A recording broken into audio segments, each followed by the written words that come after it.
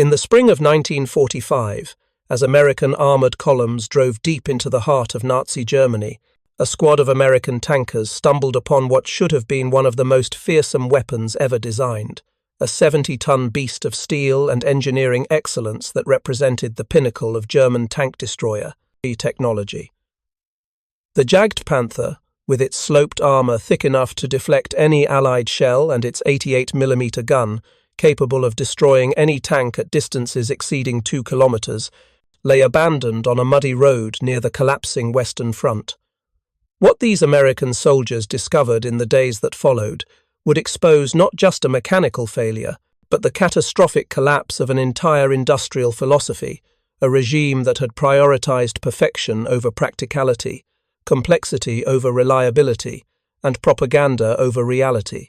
This is the story of how America's pragmatic approach to warfare defeated Germany's obsession with superweapons, and how a single captured tank destroyer revealed the fatal flaws that doomed the Third Reich from the very beginning.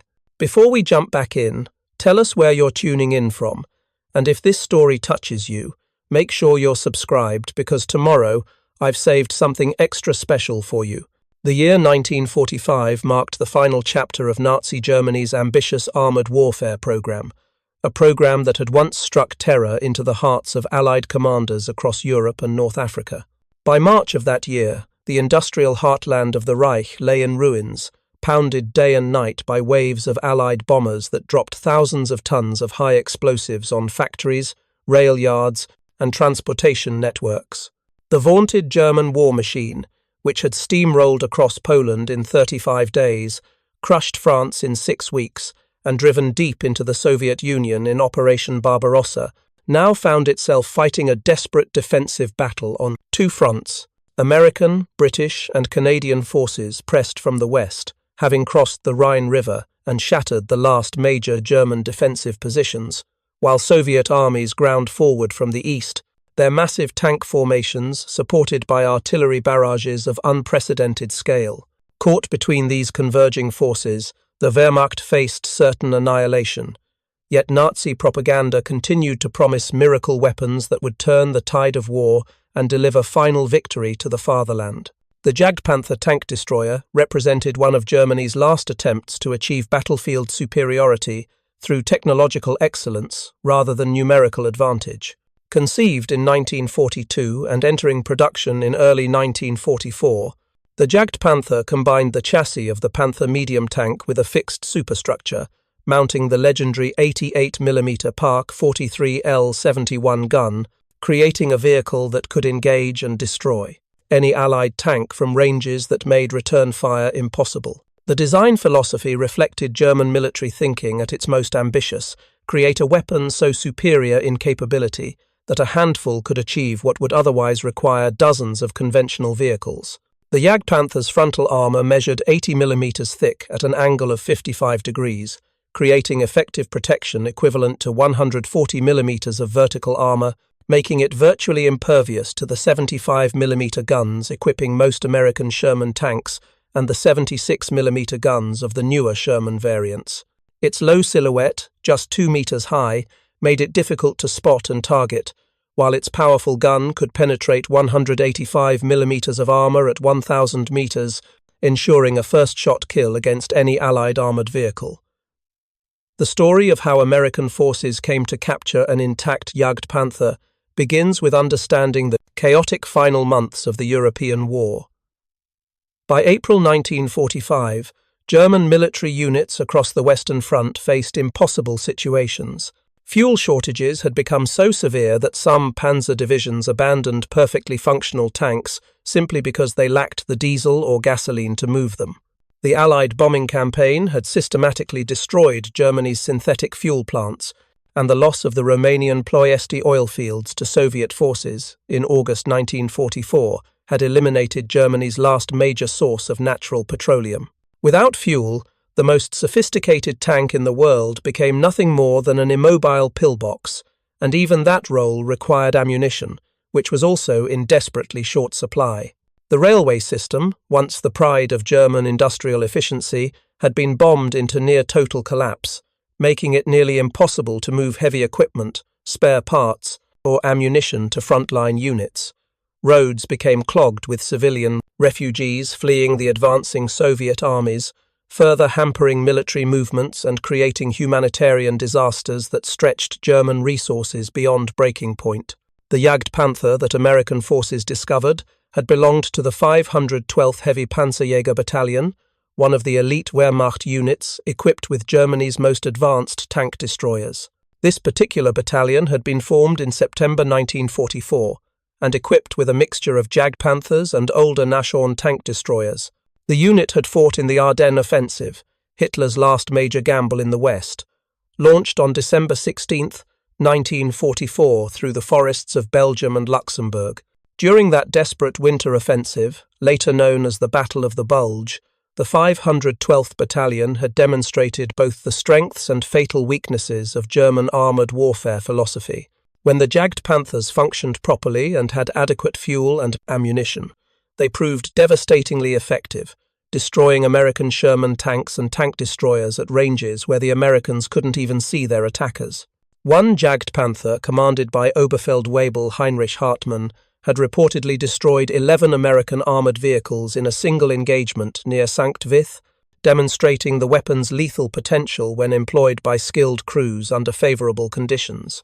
However, the Ardennes offensive ultimately failed not because of any lack of German tactical skill or weapon quality, but because of fundamental strategic miscalculations and logistical impossibilities. The offensive required fuel supplies that Germany simply could not provide, even in the short term. German planners had counted on capturing American fuel dumps to sustain the advance, a gamble that revealed the desperation underlying the entire operation. When American forces held key road junctions and denied the Germans access to supplies, the offensive stalled, then collapsed. By late January 1945, the 512th Battalion had been forced to retreat eastward, abandoning numerous vehicles along the way due to mechanical breakdowns and fuel exhaustion. The Jagdpanther, for all its battlefield effectiveness, proved to be a maintenance nightmare requiring specialized tools, trained mechanics, and spare parts that were increasingly unavailable as Germany's industrial infrastructure crumbled under relentless Allied bombing. Preparing and narrating this story took us a lot of time, so if you are enjoying it, subscribe to our channel. It means a lot to us. Now back to the story. The specific Jagdpanther captured by American forces in April 1945 had been abandoned by its crew approximately 15 kilometers east of the Rhine River, near the town of Worms in southwestern Germany. American intelligence officers from the 7th Army's G2 section received reports of the abandoned vehicle from local civilians and immediately dispatched a technical intelligence team to examine it. These teams, composed of engineers, translators, and weapons specialists, had been systematically collecting and analyzing German military equipment throughout the European campaign, sending detailed reports and sometimes entire vehicles back to testing facilities in the United States and Britain. The intelligence value of an intact Jagdpanther was enormous, as relatively few had been captured in working condition, most having been destroyed in combat or deliberately demolished by their crews to prevent capture. When the American team arrived at the scene, they found the Jagdpanther sitting beside a narrow country road, its engine cold, its hatches closed but not locked, and no signs of its crew anywhere nearby. The vehicle appeared externally undamaged, with no combat hits visible on its armor and all its external equipment intact. The massive 88mm gun pointed uselessly at a lemped field, its barrel elevated at a slight angle. Mud caked the tracks and lower hull, suggesting the vehicle had recently been driven in poor weather conditions, but there were no obvious mechanical failures visible from the outside. The Americans approached cautiously, concerned about booby traps, a common German practice when abandoning equipment. Demolition charges wired to hatches or hidden beneath vehicles had killed numerous Allied soldiers during the advance across Europe, teaching hard lessons about the dangers of examining enemy equipment without proper precautions. After carefully checking for explosives and finding none, the team opened the Jagdpanther's hatches and climbed inside. What they discovered told a story of desperation and system failure. The interior was surprisingly clean and well maintained, suggesting a professional crew that had taken pride in their vehicle, despite the deteriorating military situation. Personal items remained scattered about a photograph of a young woman tucked into a crevice near the gunner's position, a half-empty package of Eckstein cigarettes on the commander's seat, a Protestant prayer book wedged behind the radio operator's position. These mundane objects humanized the absent crew, reminding the Americans that their enemies were also ordinary men caught in extraordinary circumstances, fighting for a cause that many had come to recognize as lost but unable to abandon their posts without being branded as traitors and cowards. The technical examination began immediately, with American engineers carefully documenting every aspect of the vehicle's design and condition. They measured armor thickness at various points, examined the gun mounting and traverse mechanisms, tested the optical sights, and inspected the engine compartment. The Maybach HL 230 V12 engine, a magnificent piece of German engineering producing 700 horsepower, sat in the rear compartment surrounded by a maze of cooling lines, fuel lines, and electrical cables. The complexity was immediately apparent. This was not a machine designed for easy field maintenance or repair by minimally trained personnel.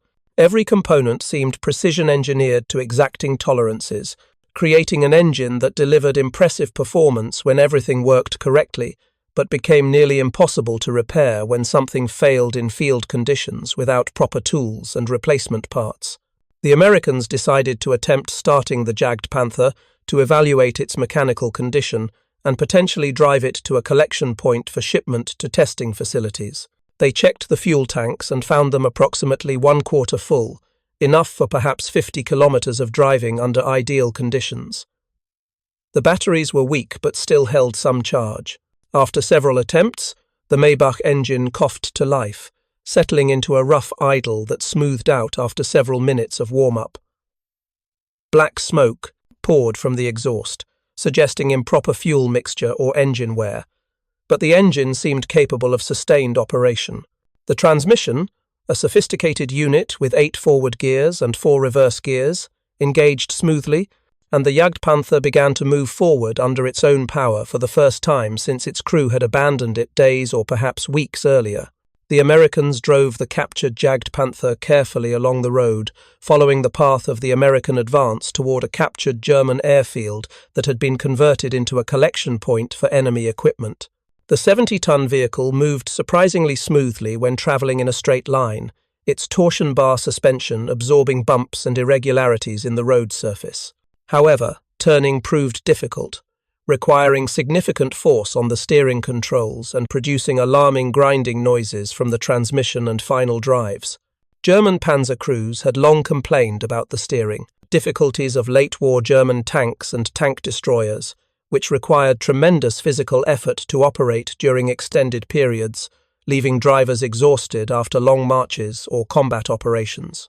After approximately 90 kilometers of driving, conducted over 2 days with frequent stops to allow the engine to cool and to check for mechanical problems, the Jagdpanther's transmission failed catastrophically. The Americans had been traveling along a reasonably good road when they heard a tremendous metallic crash from the vehicle's interior, followed by grinding and scraping sounds that no amount of mechanical sympathy could cure. The driver immediately stopped, but the damage had been done. When engineers examined the transmission, they discovered that multiple gears had stripped their teeth, bearings had seized, and the entire unit had essentially destroyed itself. The Jagdpanther, Germany's pinnacle of tank destroyer technology, had travelled just 90 kilometers under American operation before suffering a complete mechanical breakdown that rendered it immobile and unrepairable without a complete transmission replacement. This failure was not an isolated incident or the result of American inexperience with German vehicles. Intelligence reports and interrogations of captured German panzer crews revealed that transmission failures plagued virtually all late-war German armoured vehicles, from the Tiger and Panther tanks to the Jagdpanther and Ferdinand tank destroyers. The root causes were multiple and interconnected, reflecting the broader collapse of German industrial quality and the compromises forced by material shortages and production pressures. The transmissions in these vehicles had been designed during Germany's pre-war period of prosperity, when high-quality steel and precision manufacturing were available. However, by 1944, and 1945, German industry struggled with severe shortages of critical alloying metals like manganese, chromium, and molybdenum, which were essential for producing high-strength steel, capable of withstanding the tremendous stresses generated in heavy vehicle transmissions. German metallurgists attempted to compensate for these material shortages by modifying steel formulations and heat treatment processes, but these substitutions inevitably produced inferior results. Gears that should have lasted thousands of kilometers instead failed after hundreds. Bearings that should have operated smoothly for the vehicle's operational lifetime instead seized after brief periods of use. The quality control processes that had once ensured German engineering excellence had broken down under the pressure of wartime production quotas and Allied bombing raids that scattered production across numerous small facilities where oversight and quality control became nearly impossible to maintain. The labor force situation further compromised quality. By 1944, most skilled German workers had been conscripted into the Wehrmacht, leaving factories dependent on forced laborers from occupied territories, prisoners of war, and concentration camp inmates. These workers, subjected to brutal conditions, inadequate food, and constant abuse, had no incentive to produce quality work and every reason to sabotage production when possible. Subtle sabotage, deliberately weakening welds, incorrectly installing components, or using inferior materials when better ones were available, became a form of resistance against Nazi oppression. German quality inspectors struggled to detect this sabotage, especially as production pressures mounted and inspection procedures were abbreviated to meet urgent military demands. The transmission failure of the captured Jagdpanther represented far more than a simple mechanical breakdown. It symbolized the fundamental philosophical divergence between German and American approaches to military technology and industrial production. While German engineers had pursued technical perfection and tactical superiority, American planners had embraced a doctrine of mass production, mechanical reliability, and logistical sustainability that ultimately proved far more effective in achieving strategic victory. The contrast between these two approaches became starkly evident when American technical intelligence officers began comparing the failed Jagdpanther transmission with the transmission units used in American Sherman tanks, which had by 1945 accumulated hundreds of thousands of operational kilometers across Europe, North Africa, and the Pacific, with remarkably few catastrophic failures. The Sherman tank, often derided by both German tankers and later historians as inferior to German armor, embodied a completely different design philosophy. American engineers had deliberately chosen proven, reliable components over cutting-edge technology. The Sherman's transmission, manufactured by several different American companies including General Motors and Ford, used relatively simple gear arrangements that could be maintained and repaired by mechanics with basic training using common tools. The design tolerances were generous enough that even transmissions manufactured with slight variations in dimensions would function reliably. Most importantly, the Sherman transmission could be completely removed and replaced in field conditions within 8 hours by a trained maintenance crew, allowing damaged vehicles to return to service quickly rather than becoming permanent losses, requiring factory-level repairs. German vehicles, by contrast, required specialized equipment and extensive disassembly to access major components like transmissions. Removing and replacing a Jagdpanther transmission in field conditions was theoretically possible, but practically nearly impossible, requiring a crane or specialized lifting equipment that was rarely available at frontline repair facilities. The process could take days or even weeks, assuming the necessary replacement parts and tools were available, which by late 1944 they increasingly were not. This meant that vehicles suffering transmission failures either had to be transported hundreds of kilometers to rear-area workshops or abandoned entirely, representing not just the loss of the vehicle itself, but also the hundreds of man-hours and scarce materials that had gone into its construction. The American examination of the Jagdpanther revealed other design choices that prioritized performance over practicality. The vehicle's final drives, which transferred power from the transmission to the drive sprockets that moved the tracks, were positioned at the front of the hull rather than the rear. This configuration, also used on the Panther tank, provided better weight distribution and allowed for a lower hull profile, but it created a maintenance nightmare. Accessing the final drives required removing sections of the hull's frontal armor, a task that was impossible in field conditions and extremely difficult, even in well-equipped workshops. American tankers reported that German armored units would sometimes abandon otherwise functional Panthers and Jagdpanthers simply because final drive failures had rendered them immobile, and repairing them was impractical given the time and resources required. The captured Jagdpanther's track system provided another example of over-engineering, creating practical problems. Each track link was a precisely machined piece of steel connected by pins that required specific tools to remove and replace. When properly maintained, these tracks provided excellent traction and durability, but battlefield conditions meant proper maintenance was often impossible. Track links damaged by anti-tank mines, shell fragments, or simply wearing out needed to be replaced. But German armoured units frequently lacked replacement links or the specialised tools required to install them. By contrast, Sherman tanks used track systems with simpler designs that could be repaired using basic tools, and American supply chains ensured that replacement track sections were abundantly available at every maintenance level from battalion to army group. The fuel consumption comparison between German and American armoured vehicles revealed another critical difference in design philosophy. The Jagdpanther's powerful Maybach engine delivered impressive performance, but consumed fuel at an alarming rate, averaging less than 1 kilometre per litre of gasoline under combat conditions. A fully fueled Jagdpanther could theoretically travel 200 kilometres on roads under ideal conditions, but combat operations with frequent acceleration, manoeuvring, and idling quickly exhausted fuel supplies. The Sherman, with its more modest engine and lighter weight, achieved nearly double the fuel efficiency, and American logistical capabilities ensured that fuel supplies were abundant.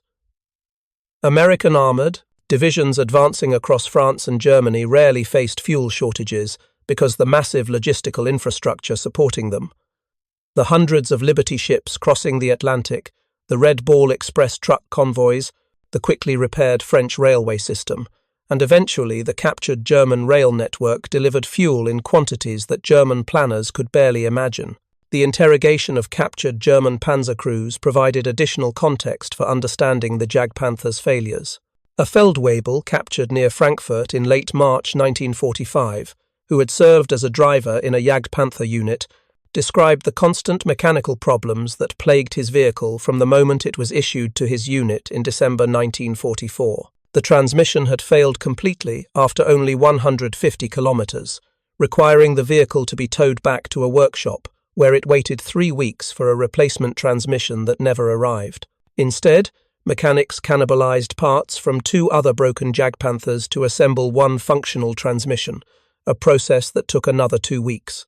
When the vehicle finally returned to service, the makeshift transmission lasted only 80 kilometers before failing again, this time irreparably.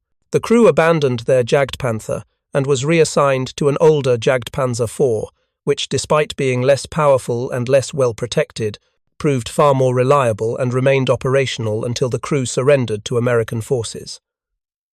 Other captured German tankers reported similar experiences across all types of late-war German armoured vehicles. A Panther tank company commander captured in the Ruhr pocket described how his company of 14 Panthers had been reduced to 3 operational vehicles within 2 weeks of receiving them, not through combat losses but through mechanical failures. Engines seized due to inadequate lubrication when oil supplies ran short. Transmissions failed during road march. Final drives broke during routine operations. The surviving Panthers spent more time being repaired than being available for combat, and eventually 2 of the 3 remaining vehicles were scuttled when their crews could no longer obtain fuel or spare parts. This pattern repeated across the entire German armoured force during the final months of the war, with operational readiness rates plummeting to 20% or lower in many units. The American technical intelligence teams examining captured German vehicles began to recognize patterns in the failures they documented. The problems were not random or the result of battlefield damage, but systematic issues reflecting fundamental flaws in German design and production processes. American engineers noted that German vehicles consistently showed evidence of material substitutions, with components manufactured from steel alloys that were clearly inferior to the specifications the designs required. Heat treatment. Irregularities indicated rushed production processes or inadequate quality control. Assembly marks and production codes revealed that components manufactured by different subcontractors often failed to fit together properly, requiring hand fitting and adjustment that introduced additional weaknesses and inconsistencies. The industrial context helps explain these problems. By 1944, Allied strategic bombing had forced Germany to disperse armoured vehicle production across numerous small facilities hidden in forests, tunnels, and residential areas to reduce vulnerability to air attack. While this dispersal strategy protected production capacity to some degree, it created enormous coordination and quality control challenges. A single Jagdpanther required components from dozens of different suppliers scattered across Germany and occupied territories. The hull might be manufactured at one facility, the turret at another, the engine at a third, the transmission at a fourth, and a final assembly at yet another location. Transporting these heavy components between facilities consumed scarce fuel and exposed them to Allied air attack. The dispersed production system made it nearly impossible to maintain the precise tolerances and quality standards that German engineering excellence had traditionally demanded.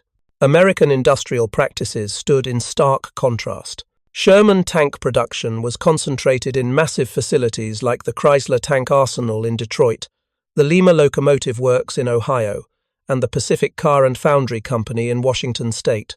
These enormous factories, often purpose-built for tank production, employed thousands of workers and produced vehicles using assembly line techniques adapted from automobile manufacturing. Component standardization meant that parts manufactured at any supplier facility would fit properly in vehicles assembled at any production facility.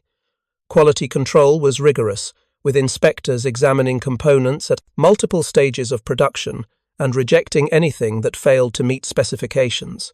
The scale of American production was staggering by war's end. American factories had produced nearly 50,000 Sherman tanks in various models, compared to fewer than 400 Jagdpanthers produced in Germany, despite the Jagdpanther design being finalized earlier. The story of the captured Jagdpanther also illuminated the role of doctrine and training in determining military effectiveness. German panzer doctrine had evolved from the blitzkrieg tactics of the war's early years, emphasizing rapid movement, concentration of force at decisive points, and exploitation of breakthrough opportunities.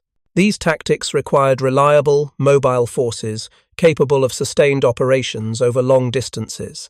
However, by 1944 and 1945, German armoured forces found themselves increasingly relegated to defensive operations, where their sophisticated vehicles should have provided significant advantages.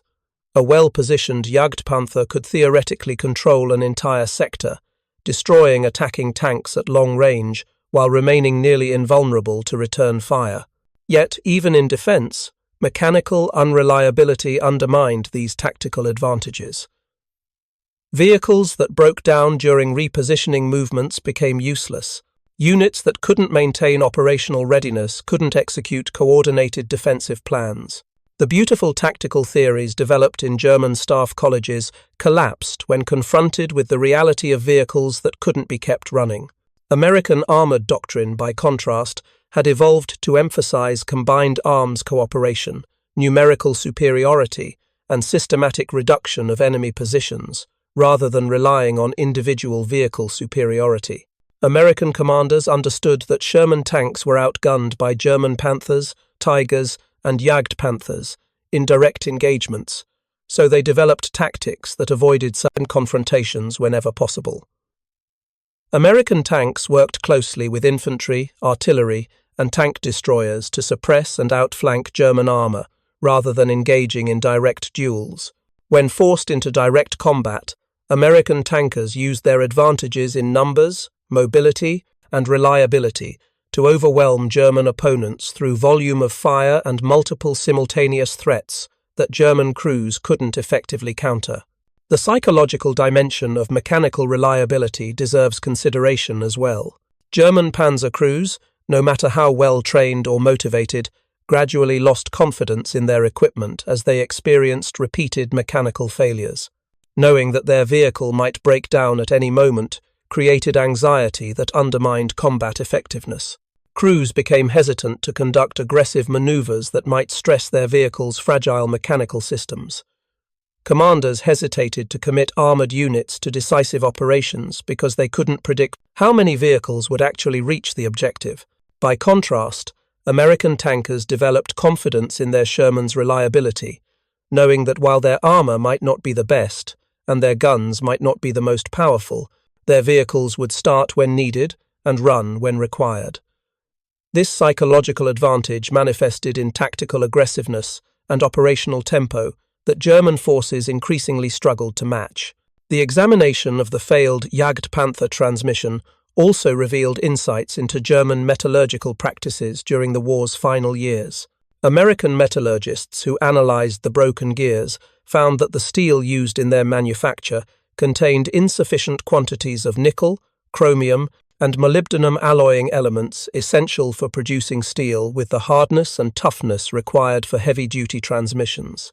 Germany's access to these critical materials had been severely restricted by the Allied blockade and the loss of territories that had previously supplied them. Swedish iron ore shipments, which had provided much of Germany's pre-war steel production, continued through 1944, but could not compensate for the loss of chrome from Turkey, manganese from the Soviet Union, and nickel from various sources now cut off by Allied naval supremacy. German metallurgists attempted to develop substitute alloy formulations, but these compromises inevitably produced inferior steel that failed prematurely under the extreme stresses of combat operations. The labor conditions in German factories during the war's final years also contributed significantly to quality problems. The Nazi regime's reliance on forced labor from concentration camps and prisoner-of-war camps meant that many workers producing critical military components were deliberately trying to sabotage production. French resistance members working in factories would file gear teeth incorrectly, weaken welds by using improper techniques, or install components backward so they would fail quickly. Soviet prisoners working under brutal conditions had every incentive to produce defective equipment that would fail and potentially kill German soldiers. Jewish concentration camp inmates forced to work in armaments. Production engaged in subtle sabotage as their only form of resistance against the regime trying to exterminate them. German quality control inspectors, overwhelmed by production pressures and lacking the personnel to thoroughly examine every component, failed to catch many of these deliberate defects. The captured Jagdpanther's story concluded with its transportation to Aberdeen Proving Ground in Maryland, where American engineers conducted comprehensive tests and evaluations. The vehicle was eventually restored to running condition using salvaged components from other captured German vehicles, allowing American test drivers to evaluate its performance characteristics firsthand. These tests confirmed what the field reports had indicated. The Jagdpanther was a formidable weapon system when functioning properly, but its mechanical reliability was so poor that it could not be considered an effective combat vehicle. The test reports noted that the vehicle required approximately 8 hours of maintenance for every hour of operation, a ratio that made sustained combat operations impossible. By comparison, Sherman tanks required approximately 1 hour of maintenance for every 10 hours of operation, allowing them to remain in action with minimal support. The lessons learned from examining the Jagdpanther and other captured German vehicles influenced American tank development in the immediate post-war period. While American engineers recognized the tactical advantages of heavier armor and more powerful guns, they remained committed to the principles of mechanical reliability, ease of maintenance, and logistical sustainability that had proven so effective during the war. The M26 Pershing heavy tank, which entered service in the war's final months, represented a balanced approach that increased firepower and protection while maintaining the reliability standards that American tankers had come to expect. Post-war American tank designs continued to prioritize these qualities, ensuring that American armored forces would retain their operational advantages even as weapons technology continued to evolve. The broader implications of the Jagdpanther's mechanical failures extended far beyond the individual vehicle to illuminate fundamental truths about industrial warfare and national strategy during the Second World War. The German obsession with producing technically superior weapons, what historians would later term Wunderwaffe or wonder weapons, reflected a profound misunderstanding of how modern industrial wars are won. Nazi leadership, from Hitler downward, believed that technological breakthroughs and superior engineering could compensate for Germany's strategic disadvantages in population, industrial capacity, and access to raw materials.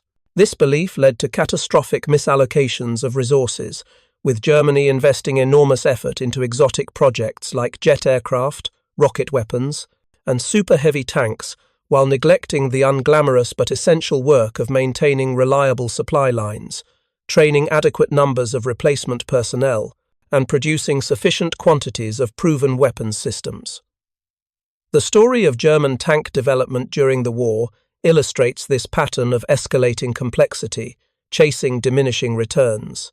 When the war began in 1939, German panzer divisions were equipped primarily with Panzer III and Panzer IV tanks, relatively simple, reliable vehicles that served adequately in the campaigns against Poland and France. However, the encounter with Soviet 34 and KV-1 tanks during the invasion of the Soviet Union in 1941 shocked German commanders, who suddenly faced enemy armor that was better protected and more powerfully armed than their own. This shock triggered a spiral of increasingly desperate attempts to achieve technological superiority through ever more complex and powerful vehicles. The Panther tank, rushed into production in 1943, incorporated sloped armor copied from the 34 and mounted a powerful 75mm high-velocity gun. The Tiger tank mounted an 88mm gun and thick armor that made it nearly invulnerable to Allied weapons. The King Tiger, entering service in 1944, increased armor protection even further and mounted an even more powerful version of the 88mm gun. Each successive generation of German tanks became heavier, more complex, more expensive, and more difficult to produce and maintain. The Panzer IV weighed approximately 25 tons and could be manufactured relatively quickly using established production techniques. The Panther weighed 45 tons and required significantly more sophisticated manufacturing processes. The Tiger weighed 56 tons and demanded even more specialized production capabilities. The King Tiger tipped the scales at nearly 70 tons, requiring components that pushed German manufacturing capabilities to their limits. The Jagdpanther, based on the Panther chassis but with a fixed superstructure, inherited all of the Panther's mechanical complexity and added additional complications from its specialized anti-tank configuration. Each of these vehicles performed impressively in isolated tactical situations, but their strategic impact was negligible because Germany could never produce enough of them to matter and couldn't keep the ones they did produce operational long enough to affect campaign outcomes. The contrast with Soviet tank development provides an instructive counterpoint. The Soviet Union, having experienced the shock of German invasion and occupation of vast territories, containing much of their industrial capacity, deliberately chose to prioritize mass production of relatively simple, robust designs over technical sophistication. The 34 tank, which entered production in 1940 and continued with minor modifications throughout the war, represented brilliant design compromises that balanced protection, firepower, and mobility, while remaining simple enough for rapid mass production.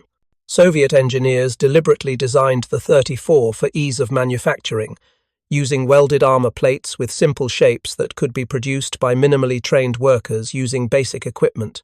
The diesel engine, while less powerful than comparable German gasoline engines, was more fuel efficient, less prone to fires, and easier to maintain in field conditions. The wide tracks provided excellent mobility in mud and snow, terrain conditions that routinely immobilized German vehicles with their narrower tracks designed for European roads. Soviet tank factories, many hastily relocated beyond the Ural Mountains to escape German occupation, produced 34s by the tens of thousands, despite operating under incredibly harsh conditions. Workers, many of them women and teenagers replacing men conscripted into the Red Army, worked 12-hour shifts in unheated factories, assembling tanks from components manufactured to tolerances that German engineers would have considered unacceptably crude. Yet these tanks worked. They started in sub-zero temperatures that froze German vehicles solid. They kept running despite maintenance that would have destroyed more sophisticated machines. They absorbed battle damage that would have disabled more complex vehicles and continued fighting. Most importantly, Soviet factories produced them in numbers that overwhelmed German forces through sheer quantity. By war's end, Soviet industry had produced approximately 60,000 34 tanks in various models, compared to fewer than 6,000 Panthers produced by German industry despite the latter's head start and supposedly superior engineering capabilities. The American approach to tank production represented yet another variation on industrial warfare strategy.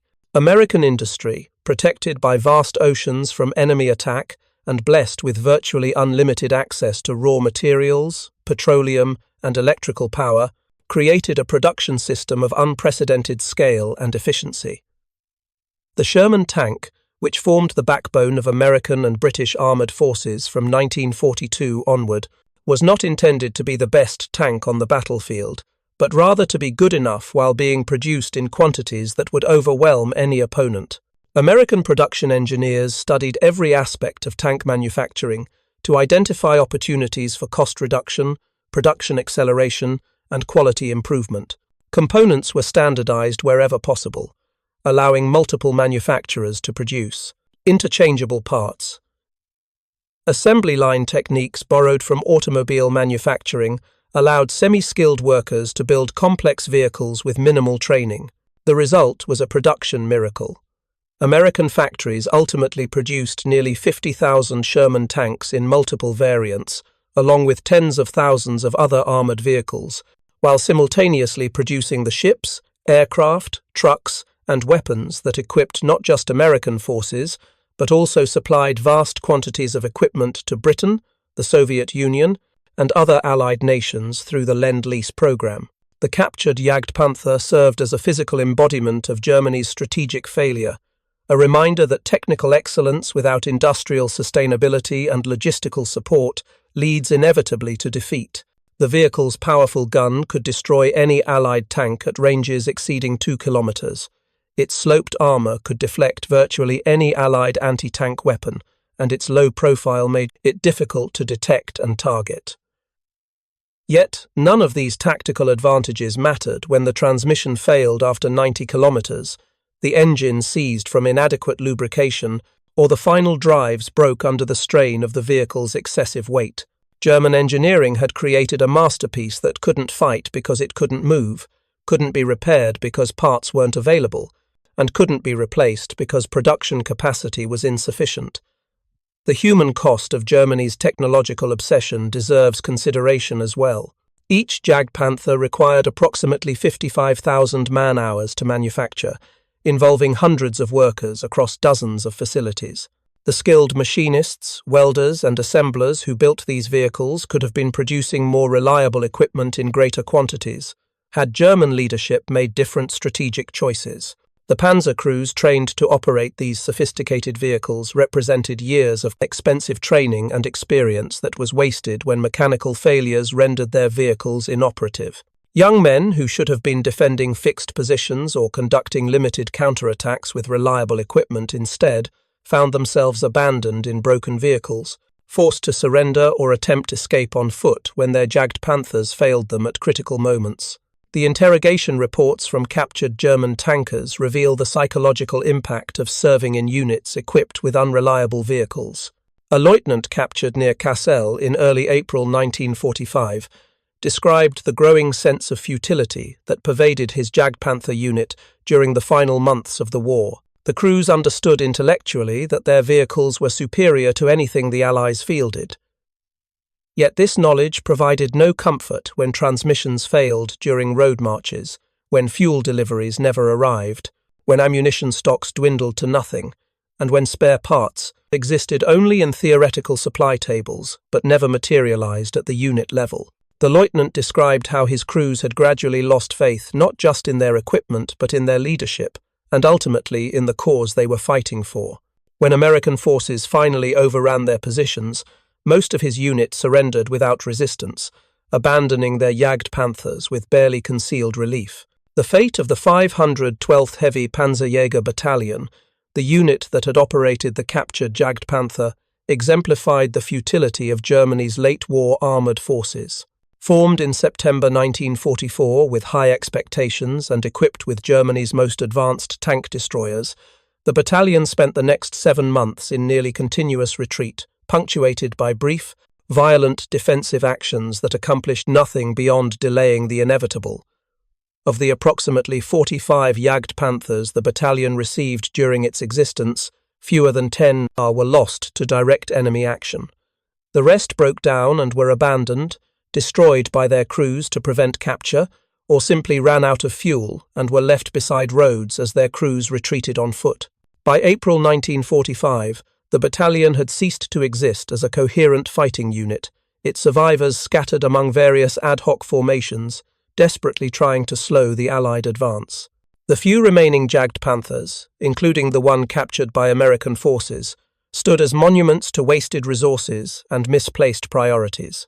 The technical intelligence gathered from captured German vehicles like the Jagdpanther contributed to a comprehensive American understanding of German industrial capabilities and limitations that proved valuable during the post-war occupation. American economic analysts used this information to assess the effectiveness of strategic bombing campaigns and to understand how Germany had managed to continue producing weapons despite suffering tremendous destruction. The evidence consistently pointed to a German economy that had been stretched beyond sustainable limits, forced to make increasingly desperate compromises in quality, forced to substitute inferior materials for proper components, and forced to rely on slave labor that had every incentive to sabotage production.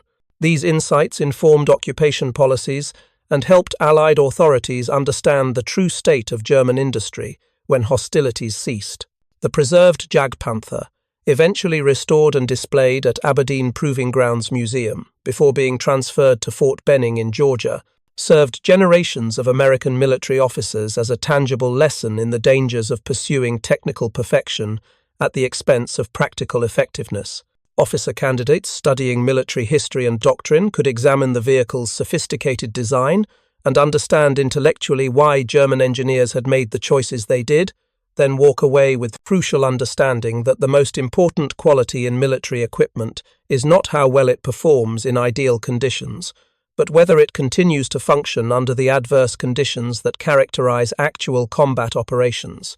The transmission that failed after 90 kilometers taught more valuable lessons than volumes of doctrine manuals could convey about the relationship between industrial capacity, logistical sustainability, and military effectiveness.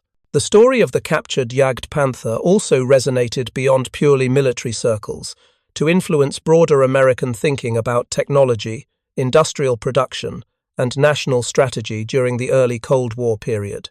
As the United States confronted the challenge of competing with the Soviet Union in weapons development, military planners remembered the lessons of German over-engineering and technological obsession.